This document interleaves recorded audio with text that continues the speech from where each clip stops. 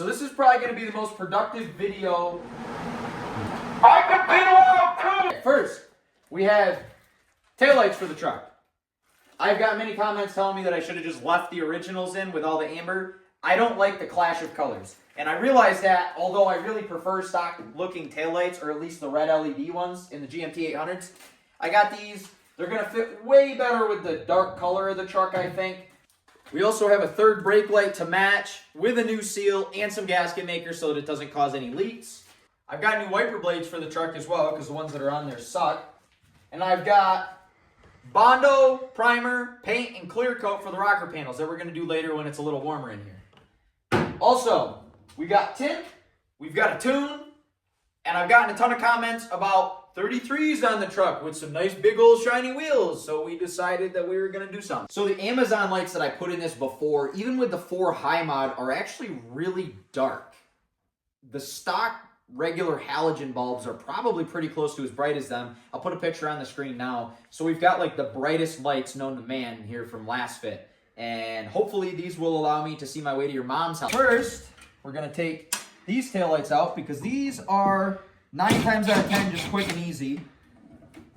2 bolts out, pull them out straight like so, disconnect and disconnect. We're going to connect pretty much just from the top to the bottom here. Then one of these ginormous LED reverse light bulbs comes in handy. All right. Oh, Jake, your idea of putting black taillight housings in this thing was a great idea. Oh, I know. Thanks for telling me. You can't tell me that that isn't reasonably cleaner because it blends in with the truck better.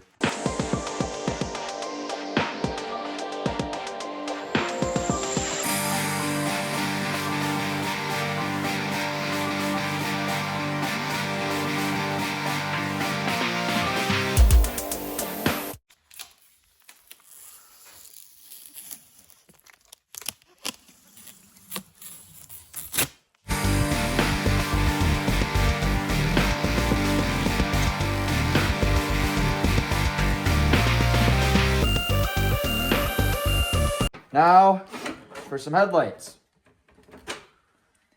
Look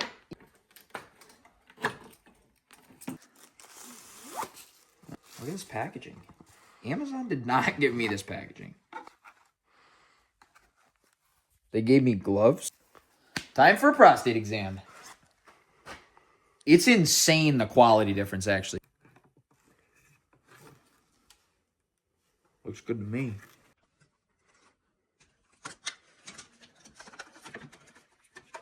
Let's get rid of this. I believe this one goes here, right? This was the blinker. Let's take a look. Look at that. So we're going to be replacing that little guy. Moment of truth.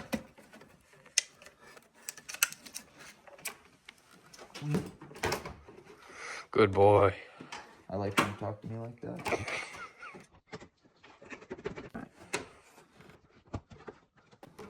All right, let's do a little comparison. First, let's start with blinkers. Riley, do left blinker. Right blinker. Oh, actually, that's way cooler. So this is a switchback light, so it shines as white when it's a running light and then switches to amber when it gets the flash signal. Now, these are low beams on the very messy wall of the garage. That is what we're replacing. This is what we're replacing with. It's literally a night and day difference between the low beams, the high beams.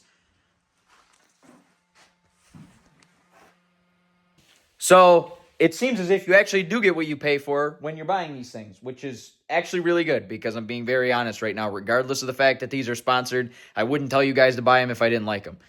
Now let's make that side look like that side. I know it looks the exact same, but I promise the lights are different now. Oh, and some wiper blades too. Let's get these swapped out. Way better than these. Here's a before of the dome light. Reasonably dim. Okay, isn't it? Yeah. I don't know who allowed me to work on vehicles, but they shouldn't have. much better. Actually, that's way brighter. It is a lot brighter. I'm pretty impressed by that, actually. Like, that's a really big difference from such a little bulb. I told you big things come in small packages earlier, but you didn't want to hear it then. If you guys are doing this, this is the worst design I think I've ever seen on anything. You're going to need one of these weird little picks like this. I thought the clip was here, so you can see I tore it up. You want to push the door panel back, slide this in, and twist it like this. And then to put it back on, you're going to have to push it back down. Terrible design. But I believe I should just be able to, like... Oh. And this is what we're getting rid of today. That didn't work. There's 3 7mm bolts I personally think are kind of pointless that are in the door card that you'll have to take off. Then we have this. It's going to be the factory speaker. And I actually had adapters for this, but can't find them. So we are going to be doing a little splicing. This is going to be such an upgrade over the stock one. I can't even express it. First order of business is to get rid of this. This is the factory connector. We are going to be putting connectors on for this right here, and we're just going to slide them on.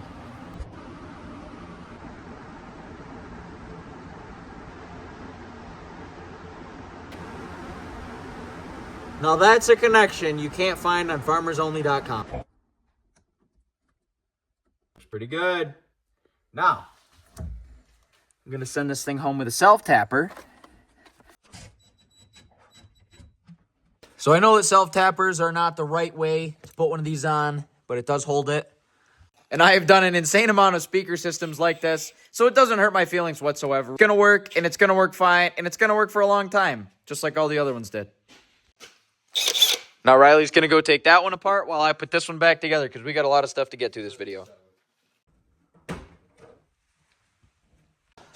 All right, so I've got everything else back on. It's just a matter of popping this in, popping this in, popping this in, and then I push this clip back in like that, and now I'm going to give it a little... Look at that.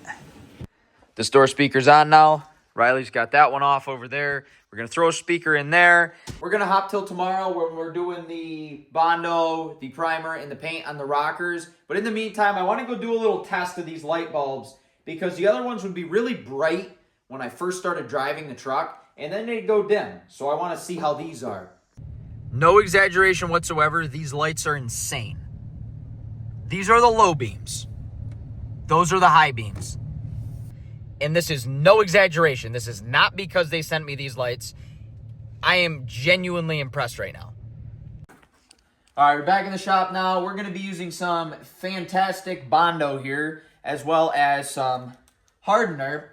And we're going to mix them together, smooth over the areas where like there's weld marks and there's gaps here, as well as in here where we couldn't weld and then grind down because you can't get the wheel in there. First, we're going to clean it up, though, because it's got a little salt on it and a little nastiness from the road, and we want something for the Bondo to stick to. We're just using a little prep ball right now to get all the nastiness off. Then we're going to sand it, hit it with that 3-step prep ball process that I used in the painting video. And then we're going to add the Bondo, just so that we have something to stick to. We don't want it to have a problem sticking and then come off in a month, or when I sell it to the next guy, we don't want him to have a problem either.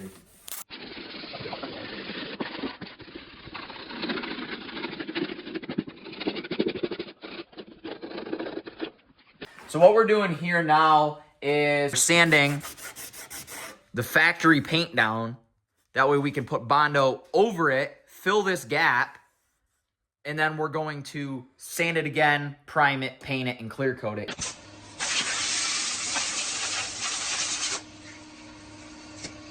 Kind of like churning butter, but it smells way better than butter, and it tastes way better than butter too. So you want to do like 98% this and like 2% of the hardener that I don't know where I put.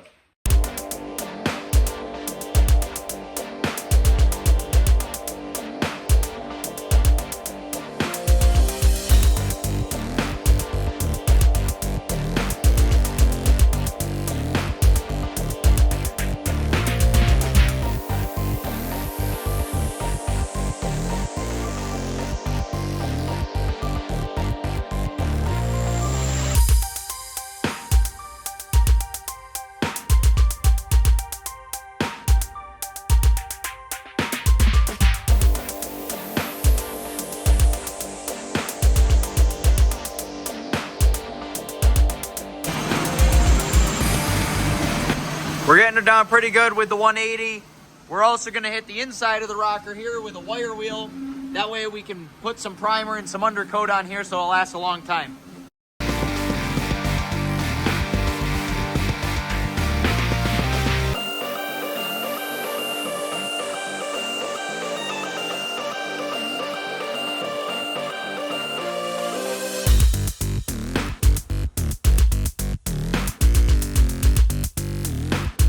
Just did a skim coat. We ground down the metal up here on the cab. We did a skim coat, and now we're going to smooth this out one more time, and then we'll prime and blend it into the paint.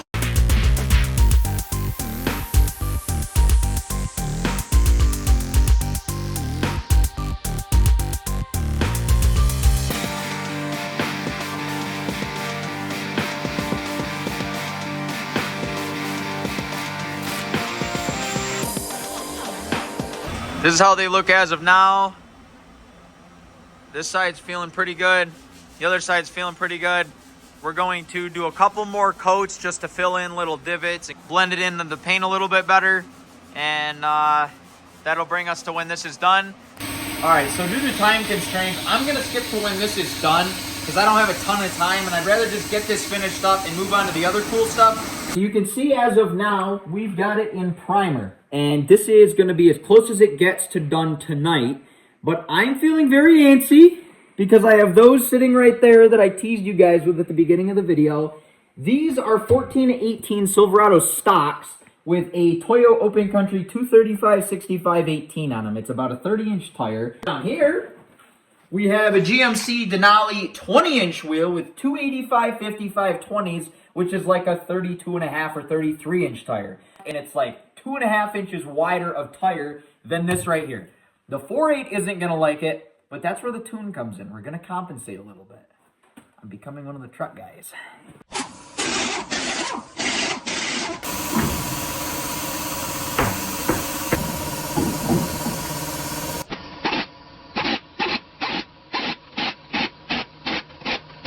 Now let's do this 3 more times. And these are covered in oil, that's why I'm wearing these.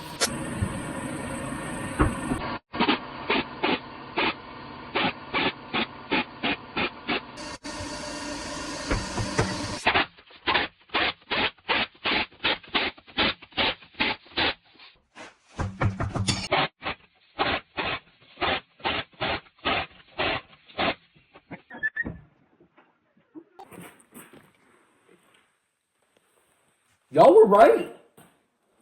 33s are the wave. I'm not going to lie. I didn't think it would look this good. All right. Next day, again here. And we now have, hold on, not 1, but 2 finished rocker panels. Oh, and did they turn out good? I was kind of worried that all this stuff wasn't going to look right. And it looks almost perfect, in my personal opinion. Let's see what she looks like underneath. Oh, yeah, that's so much better than it was. Now, I do have to touch this up because I have some extra paint. And I also have to get rid of a couple runs. But let's get this thing outside. Let's flash that tune, do a couple data logs, a couple revisions, put some tint on this thing, and close out this video because this video is going to be so long. We are now on the road to the tint shop. As you can see, this 100% tint, and by that I mean no tint at all, is horrible. That everybody can see me. So we are back in the garage now. We've got it tinted, but before I show you what the tint looks like, I want to load up a tune on this truck. Pretty much what we did, I am no professional tuner, by the way, don't take advice from me. We changed shift points. We changed the spark tables just a little bit, the power enrichment tables just a little bit, and we did a couple other things. The only thing I got rid of that is in relation to torque management on here is going to be the brake torque management, so I could realistically do a burnout here. We dumbed down the traction control a little bit, and this is all stuff that I found online. Normally, I have a professional tune all of my vehicles. I wanted to try this one out myself just to see how it turns out. So we're going to load this up, go for a little drive, and then I'll show you guys the finished product. All right, so this is the final product. If you guys haven't watched the full video, pretty much what we did is We picked this truck up for $500. At the price of $500, it wasn't running right, it didn't look good, and it had a bunch of problems. It had rotted rockers and cab corners and all that stuff. So what we did is we brought it home, put injectors in it, fresh fluids in it. We changed the lights over to these clear headlights, complemented very well by the Lasfit bulbs, which are insanely bright. I cannot express how bright those bulbs are. And to be honest, I wouldn't have any other lights in this truck afterwards. We painted the grille, we painted the bumper, put some fender flares on it, which look pretty good with these 33s on 20s here. We wrapped it in tint, 5% on the back, a 10-inch 5% strip on the front, and 20% on the windows so that you can still see out of it at night, because it does have crank windows. You can't roll the passenger side down if you can't see. We did taillights, a straight pipe with an exhaust tip, and we also put brand new rockers and cab corners on the truck, which we paint matched to the truck, of course, and we did do inners as well. I primed and undercoated the inners so that they should last a long time. Moving to the interior, when I got this, there was a lot of mouse remnants, so I did a complete sweep of the interior, got rid of any mouse remnants, any acorns, any nesting that we could possibly find, including what was in the pillars. I swapped the factory work truck trim seats for the next trim level up. They have this drop center console. Huge improvement in feel and in comfort, as well as a new black rug on the floor. It had a rubber floor from the factory. We got rid of that in favor of the rug. We put in a Jensen stereo deck, which is a relatively cheap stereo deck, and we put speakers in to complement the stereo deck. To go along with the speakers, we had to add a little bass because nothing sounds good without bass, and you want a little rumble in your truck. So we put a Slim 10 sub box behind the seat, complemented by a Boss Audio 1600 watt amp, which sounds pretty good. It's more than enough for a single cab. Nothing crazy, it's not shaking the mirrors, but you at least have a good sound. And I know it's not technically part of the interior, but we did do a basic little tune on HP tuners. We left the torque management alone and left all the things that we want to keep alone, because we want the 4L60 to live a long, healthy, happy life, as well as the 4.8, but we want to spice it up a little bit and make it more drivable, because these things are very lame from the factory, and we achieved that with just a few small changes in HP tuners. So that's going to be it for this series. This has been my most popular and honestly most fun series. I absolutely love regular cab short beds, and I absolutely love the GMT 800 series of trucks.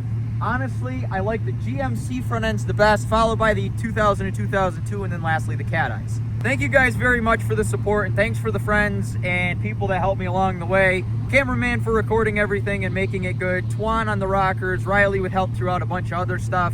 And thanks to Lasfit for sending me those bulbs, because honestly, until now, I really didn't get the idea of you get what you pay for when it comes to these LED headlights, and these headlights are phenomenal.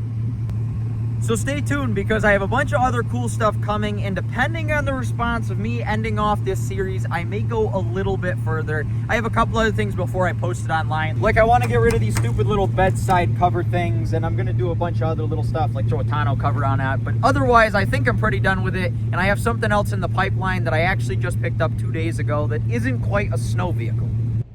You guys will see the next toy soon. Thank you so much for watching and all of the support on this series. I'll see you guys in the next one.